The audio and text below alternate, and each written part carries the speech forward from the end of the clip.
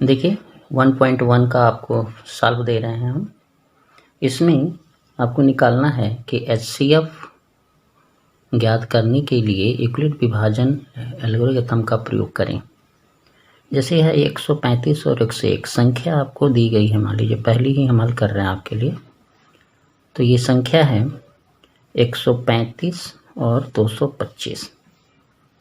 इसमें क्या है कि बड़ा कौन है, एक 225।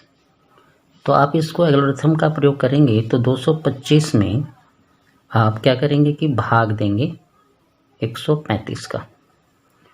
तो कितनी बार जाएगा, ये जाएगा एक बार, तो 135 करेंगे और शेष आएगा आपका 90। अब इसको हम उसके हिसाब से लिख लें, यूक्लिड विभाजन एल्गोरिथम से लिखते हैं तो क्या लिखेंगे, तो हम लिखेंगे ABQ प्लस R के रूप में। अब इसमें ये R होता है, ये आपका Q होता है, ये आपका B है और ये आपका A है और रिमाइंडर आपका R है। ठीक है, तो इसको हम लिख सकते हैं 225, ठीक है, 135 गुणे 1 प्लस 90। R देखिए यहाँ पे 0 नहीं आया है ना, अगर 0 आ गया होता तो ये भाजक ही इन दोनों का HCF हो जाता, लेकिन आया नहीं। अब क्या करते हैं हम कि अब इसको हम फिर करते हैं 135 का फिर करेंगे। तो इसमें क्या होगा कि अब ये कितनी बार जाएगा, एक बार जाएगा, दो बार तो जाएगा नहीं। तो एक बार फिर हम लेते हैं तो ये 90 हो जाएगा और आएगा 45। फिर इसको भी हम लिखते हैं, तो अब इसका हमने किया है तो 135 ये हो जाएगा और ये हो जाएगा आपका 90 गुणे 1 प्लस 45।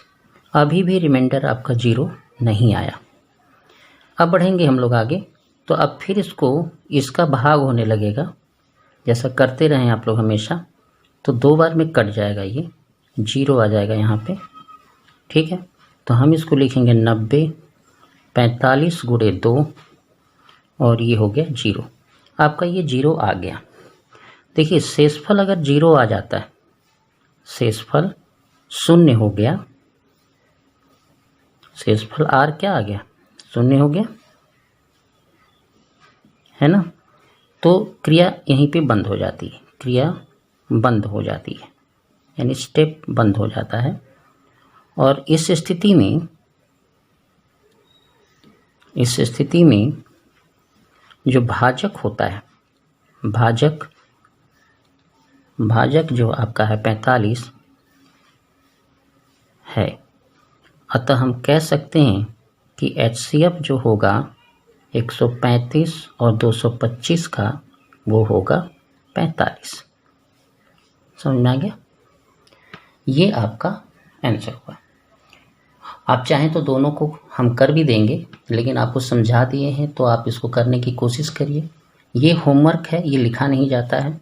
जो आपका लिखने वाला काम है वो आपका ये वाला है। अगला देखते हैं एक और। इसमें देखिए लिखा है कि दर्शाइए कि कोई धनात्मक विषम पूर्णांक इतने का होता है, यानी 6q + 1 6q ये का होता है। इसमें देखिए क्या है, माना करिए, आप मानते हैं तो याद रखा करिए, माना धनात्मक विषम पूर्णांक A है और B बराबर कर लीजिए आप 6, है ना। अब इसको क्या करना है, यूक्लिड विभाजन प्रमेयिका लगाना होगा यहाँ पे, प्रमेयिका से। ठीक है, तो देखिए हम प्रमेयिका करते हैं तो जब हम ये A में जब हम भाग देंगे 6 का तो कोई मान आएगा और रिमाइंडर आएगा। तो हम इसको लिख सकते हैं कि A बराबर 6q + R। यहाँ पे देखिए जब भी R आएगा तो वो 0 होगा या 0 से बड़ा होगा। यहाँ पे 0 से बड़ा ही दिखाएंगे और किससे कम दिखाएंगे, 6 से, क्योंकि कभी भी रिमाइंडर भाजक से बड़ा नहीं होता। तो हम r के लिए ये भी कह सकते हैं कि r के कितने मान हो जाएंगे, 1, 2, 3, 4 और 5, यानी इतने ही आ सकते हैं। ठीक है, तो a क्या हो जाएगा, a की संख्या मिलेगी आपको। देखिए, एक बार अगर 0 रखेंगे तो आएगा 6Q, एक बार 1 रखेंगे, 0 भी लगा लेते हैं, एक बार 1 रखेंगे तो आपकी आएगी 6Q + 1, रिमाइंडर रख रहे हैं। दूसरी बार में 2 रखेंगे तो 6Q + 2, और तीसरी बार में 6Q + 3 और 6Q + 4 और 6Q + 5। ये आपकी 6 संख्याएं बन जाएंगी। ठीक है, ये आपको समझ में आ गया होगा। कुछ अगर आपको दिक्कत हो रहा हो तो आप बताएं कि नहीं आ रहा है। तो इस रूप का होगा, कि रूप का होगा, ये फाइनल हो गया। अब देखिए कि इसमें एक चीज़ जानिए कि ये और ये 3 संख्याएं, ये 3 संख्याएं जो आपकी हैं, इसमें देखिए कि 6Q को हम लिख सकते हैं 2, 3Q, हम 6Q + 2 को लिख सकते हैं 2, 3Q + 1 लिख सकते हैं, और 6Q + 4 को लिख सकते हैं हम 2, 3Q + 2। इसमें देखिए ये 2 का गुणांक आ रहा है, यानी 2 का गुणनखंड आ रहा है, यानी ये सब भाज्य संख्याएं होंगी, है ना। ये सब कैसी संख्याएं होंगी, भाज्य संख्याएं होंगी। इसकी व्याख्या अगर हम करते हैं, लिखना तो पड़ता ही है। a एक विषम पूर्णांक है, ना, इंटीजर है। तो हम कह सकते हैं कि 6Q + 2 और 6Q + 4, ठीक है, का नहीं होगा, क्योंकि विषम पूर्णांक कहा है। ये तो सम पूर्णांक हो गए, 2 से भाग जा रहे हैं तो सम पूर्णांक होंगे। इसका मतलब ये हुआ कि ये 6Q + 4 का नहीं होगा। ठीक है, क्योंकि यह 2 से भाज्य है। तब क्या होगा, अतः हम अगर जब लिखेंगे आंसर में कोई धनात्मक पूर्णांक, विषम पूर्णांक, धनात्मक पूर्णांक किसका होगा, 6Q + 1 और 6Q 3 और 6Q 5 का। हो गया, समझ में आ गया। ये इस तरह से आंसर लिखा जाएगा कि रूप का होगा।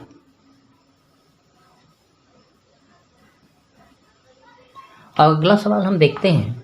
ये सवाल तीसरे नंबर का सवाल है, 1.1 का। एक परेड में 616 सदस्यों की सेना की टुकड़ी को 32 सदस्यों वाले एक आर्मी बैंड के पीछे मार्च करना है। दोनों समूह में समान संख्या वाले स्तंभ मार्च करना है, तो इस स्तंभ की संख्या क्या होगी। याद रखिएगा, स्तंभ की जो संख्या होगी, स्तंभ की संख्या वो होगी आपकी 616 और 32 का HCF। जो मान HCF का आएगा वही उसकी संख्या होगी। तो हमें क्या निकालना है, 616 और 32 का HCF निकालना है। तो 616 जो होगा बड़ा है 32 से, तो हम एक कॉम्बिनेशन कर लेते हैं 616 32 का। ठीक है, तो एक बार ले जाइए, 2 बार तो जाएगा नहीं, एक बार ले जाएंगे तो ये 32 आएगा और ये आएगा 296। फिर आप इसको यूक्लिड विभाजन एल्गोरिथम, है ना, इसमें एल्गोरिथम लिया जाता है। तो फर्स्ट स्टेप में जो फर्स्ट स्टेप आएगा आपको, 616 को हम लिख सकते हैं 32 × 1 + 296। ठीक है, 296, नहीं, गलत हो। तो देखिए हमने ये 32 216 करके ये आपका बनाया था, ये 19 आएगा और यहाँ आएगा आपका प्लस कितना आ जाएगा 8। ठीक हो गया ये। अब हम क्या करते हैं, जैसे ये 8 आया हुआ है, अब ये अभी तक रिमाइंडर आपका 0 नहीं आया। ठीक है, जब रिमाइंडर 0 नहीं आया तो आप इसको फिर 32 का भाग देंगे, जो ये आपका भाजक था अब इसका भाज्य हो जाएगा। तो ये हो जाएगा आपका 32, 8 चौक 32, 0 आ गया। तो हम इसको लिख सकते हैं 32 बराबर 8 गुणे 4 प्लस 0, रिमाइंडर 0 हो गया। जब रिमाइंडर 0 हो जाता है तो आपका जो भाजक होता है वही आपका क्या बन जाता है, HCF। तो हम कहते हैं अतः 616 और 32 का जो HCF होगा वो होगा आपका 8। तो हम कह सकते हैं कि स्तंभ की संख्या आपकी कितनी आएगी, 8। क्लियर हो गया। फिर से समझा दें, रहने देते हैं। अब ये बताना है आपको कि यूक्लिड विभाजन परिमेयिका का प्रयोग करके धनात्मक पूर्णांक का वर्ग m 3m और इसके रूप में होगा। आपको ये हल करना है। तो इसको कर लीजिए, माना ठीक है, धन पूर्णांक a है, b बराबर 3 मान लीजिए। ठीक है, जो हल करना रहता है वही माना जाता है। तो अब देखिए, जब हम इसको 3 में a का भाग देंगे तो हमारा q आएगा और r आएगा। तो यूक्लिड विभाजन प्रमेयिका से आप इसको लिख सकते हैं q बराबर 3q प्लस r। याद रखिएगा, अब इसके लिए जो r का मान होगा वो b से बड़ा नहीं होगा, यानी 0 होगा, 1 होगा और 2 होगा। 3 हो नहीं सकता क्योंकि 0 से बड़ा r लिया जाता है और b से छोटा लिया जाता है, यानी 3 से छोटा लिया जाएगा। तो ये होगा। तो संख्या क्या निकलेगी, आपकी संख्या हो जाएगी आपकी, ये होगी, जब आप यहाँ 0 रखेंगे तो 3q और 1 रखेंगे तो 3q प्लस 1, और अगर 2 रखेंगे तो 3q प्लस 2, यानी ये सब a के मान होंगे। अब आपको बोला है कि पूर्णांक, यानी फर्स्ट वाला अगर हम देखें, फर्स्ट देखते हैं तो हमारा a बराबर हम 3q लेते हैं, इसका वर्ग लेना है तो हम ले लेते हैं a स्क्वायर बराबर 3 का स्क्वायर। 3q स्क्वायर को हम m कह देते हैं, है ना, m एक पूर्णांक भी है। ठीक है, तो हमारा हो जाएगा a स्क्वायर बराबर 3m। एक ये हो गया। सेकंड स्टेप में जाते हैं तो हम a बराबर अब लेते हैं 3q प्लस 1, फिर इसका वर्ग करना है। तो जब हम वर्ग करेंगे तो ये हो जाएगा 3q प्लस 1 का वर्ग, तो q स्क्वायर बराबर होगा 3 स्क्वायर यानी 9 का स्क्वायर, 1 होगा और ये हो जाएगा 6q।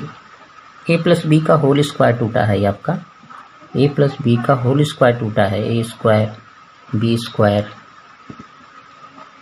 प्लस 2ab, ऐसे भी कह सकते हैं। तो यहाँ पे देखिए हमने ये लिया संख्या, दूसरी वाली संख्या है ये, हम इसको ले रहे हैं तो हमारा ये हो जाएगा इस तरह से। तो a स्क्वायर बराबर हमारा आ रहा है, हमें अगर इन दोनों को कॉमन ले लें, 3q स्क्वायर 6q में से कॉमन ले रहे हैं हम, तो यहाँ पे 3 लिख देते हैं और यहाँ हो जाएगा हमारा 3q square plus 2q plus 1। इसके पूरे को हम m कह दें तो 3q प्लस 2q m कह रहे हैं, m पूर्णांक है तो क्यू स्क्वायर ए स्क्वायर बराबर आ जाएगा 3m + 1। अब एक संख्या और बची है, उसको भी आप देख लें। तो यहाँ पे अब a बराबर हम ले रहे हैं तीसरी वाली संख्या, जो आपकी ये वाली संख्या, इसको भी उसी रूप में दिखाना है। तो आपका हो जाएगा 3q + 2, ये थर्ड वाला ले रहे हैं हम आपका, है ना। तो यहाँ पे भी आप वर्क करेंगे तो 3q + 2 का वर्क करेंगे, ये हो जाएगा 3q² प्लस कितना हो जाएगा आपका 6 × 12q + 4। क्या करते हैं कि इसमें से, इस पूरे में से हम 3 बाहर ले लेते हैं। तो यहाँ आ जाएगा 3q² + 4q, है ना, और प्लस 4 नहीं बाहर लेंगे। देखिए हम इसको लिख सकते हैं 3 + 1, ठीक है। हम इसको क्या लिख सकते हैं 3 + 1, ये करिए पहले। तो यहाँ हो जाएगा 3 × 3q² + 12q + 3 + 1। अब इस पूरे में से 3 कॉमन ले लीजिए, तो यहाँ हो जाएगा 3 कॉमन लेंगे तो 3q² q1 और ये +1। इस पूरे को हम m कह देते हैं। तो 3q² + 4q + 1, ये भी एक पूर्णांक है ना। तो हम qa² बराबर हम लिख सकते हैं 3m + 1, हो गया। तीनों में देखिए जो भी हमने संख्या स्क्वायर किया है 1, 2 और 3, तीनों संख्या 3m+ रूप के रूप में है। अतः हम कहेंगे कि धनात्मक पूर्णांक का वर्ग 3m और 3m + 1 के रूप में लिख सकते हैं या हो सकता है। धन्यवाद। एक क्वेश्चन और बचा हुआ है क्यू का, ये आपको हम सेकंड वाले पार्ट में देंगे, थर्ड वाले में।